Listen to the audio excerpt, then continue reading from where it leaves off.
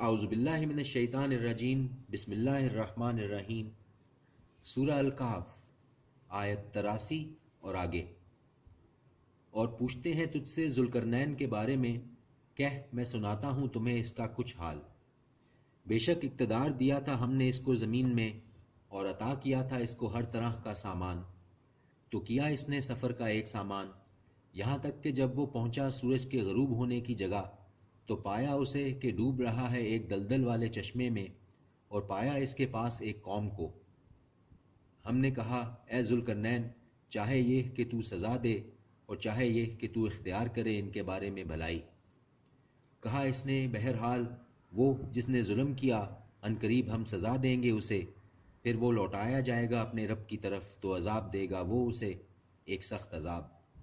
اور بہرحال وہ جو ایمان لایا اور کیے اس نے نیک عمل، تو اس کے لیے بدلہ ہے بہت اچھا، اور کہیں گے ہم اس سے اپنے معاملے میں نرم بات۔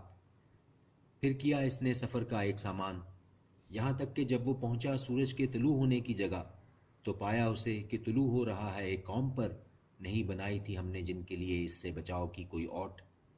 اسی طرح حقیقت تھی، اور یقیناً ہمارے احاطے میں ہے جو اس کے پاس تھا اس کی خبر۔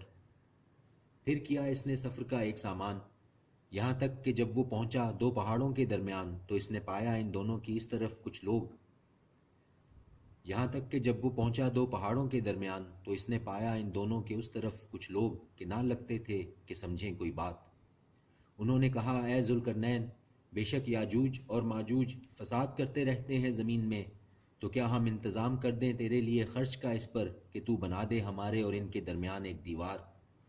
اس نے کہا جو مقدور مجھے بخشا ہے اس میں میرے رب نے، وہ بہتر ہے، پس تم مدد کرو میری قوت بازو سے، بنا دوں گا میں تمہارے اور ان کے درمیان ایک مضبوط رکاوٹ۔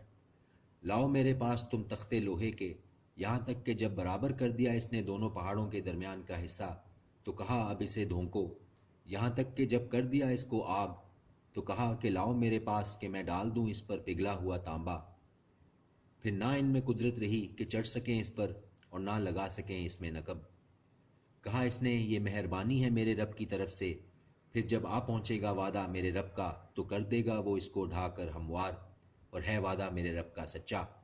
اور چھوڑ دیں گے ہم ان میں سے بعض کو اس دن کہ گتھم گتھا ہو جائیں گے دوسروں میں، اور پھونک دیا جائے گا سور میں، تو جمع کر لیں گے ہم سب کو۔ اور لے آئیں گے ہم جہنم کو اس دن کافروں کے بالکل سامنے، وہ لوگ کہ تھیں جن کی آنکھیں پردے غفلت میں میری یاد سے، اور تھے وہ ایسے کہ نہ رکھتے تھے استطاعت سننے کی۔ کیا خیال کرتے ہیں وہ لوگ جنہوں نے کفر کیا کہ بنا لیں گے وہ میرے بندوں کو میرے سوا کارساز؟ یقیناً تیار کر رکھی ہے ہم نے جہنم کافروں کے لیے بطور مہمانی۔ کہہ کیا خبر دیں ہم تمہیں ایسے لوگوں کی جو بڑے نقصان میں ہیں اعمال کے لحاظ سے؟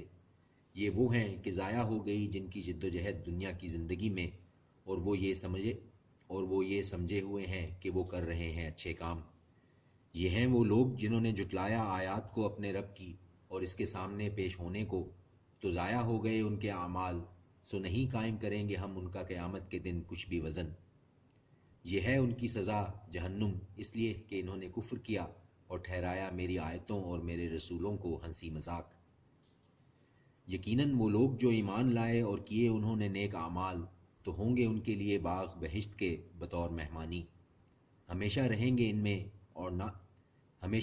ان میں نہ چاہیں گے وہاں سے جگہ بدلنا۔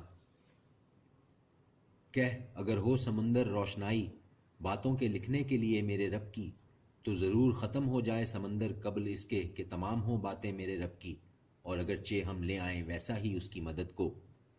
کہہ در حقیقت میں بشر ہوں تمہاری طرح کا، وہی آتی ہے میری طرف کہ فقط تمہارا معبود ایک ہی معبود ہے، تو جو رکھے امید ملاقات کی اپنے رب کی، تو اسے چاہیے کہ کرے عمل نیک اور نہ شریک بنائے اپنے رب کی عبادت میں کسی کو۔ صدق اللہ العظیم۔